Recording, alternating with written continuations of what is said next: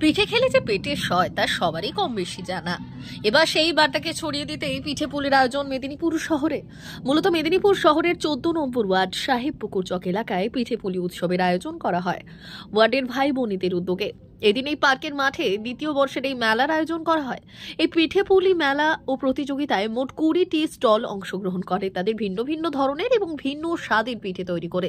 দুধ পুলি, পাটিসাপটা, জাঁক পিঠা, ভাজা পিঠে, নারকেল পিঠে, আলু নারকেল পুর এবং সবজি দিয়ে পিঠে, এছাড়াও রকমারি আইটেমের পিঠে বসেছিল এই দিন এই প্রতিযোগিতায়।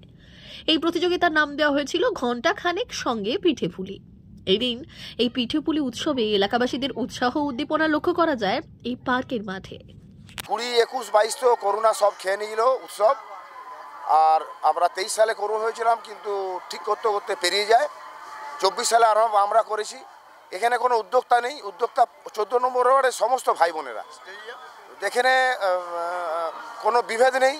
এখানে আমরা 14 নম্বর ওয়ার্ডের ভাই বোনরা এখানে সবাইকে এক করে দিয়েছি। এখানে কোনো রং নেই, এখানে কোনো জাতি নেই, এখানে কোনো ধর্ম নেই, এখানে কোনো বিভেদ নেই। এখানে আমাদের একটাই উদ্যোগ ছিল, পিঠের মাধ্যমে পেটও যেমন ভরবে, মনও যেমন ভরবে। পেটে এবং মনে আমরা কিন্তু ভরপুর। আমাদের আনন্দ, মানুষ খাচ্ছে, আমাদের পেট ভরে যাচ্ছে।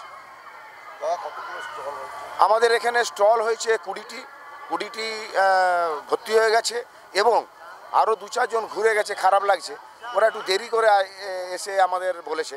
তাহলে আমরা আরও গোটা 4-5 স্টল যদি করে দিতাম আমাদের কোনো ক্ষতি হতো না। এবং পিঠে ব্যবসা মেলার মাধ্যমে তো মানুষ রুজি রোজগারও করে, তাদের ব্যবসাও কিন্তু ভালোই হতো। অনেক লোক, এই তো সবে শুরু, এখনও অনেক বাকি।